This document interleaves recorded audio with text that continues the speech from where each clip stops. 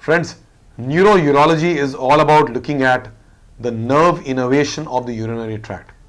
Now, once the urine is made by the kidneys and the urine comes down the ureter into the bladder, a lot of activity is then conscious in terms of controlling the urine and in terms of emptying the urine. So the whole mechanism of control as well as emptying mechanism is a lot dealt by the subject in neurourology. That means the neural innervation of various organs which we need to be controlling apart. The bladder has got its own control mechanism and its own mechanism of emptying. So bladder is one organ, or urinary bladder is an organ which does two different things in health. One is while we are seated, the bladder is filling from the kidneys on both sides, and as the bladder fills up, the mechanisms of compliance and the mechanisms of control and the continence are very important mechanisms which can be partially subconscious, and at the same time as the bladder fills up to near capacity levels, people become conscious about it, and that's when they go and pass urine.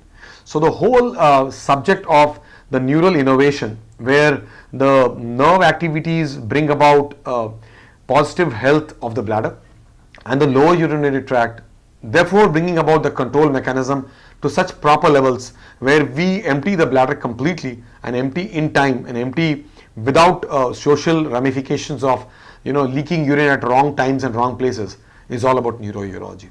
And therefore diseases which bring about changes in the urinary bladder as a result of neurourological changes come from the brain and from the spinal cord and various injuries happening in the pelvis.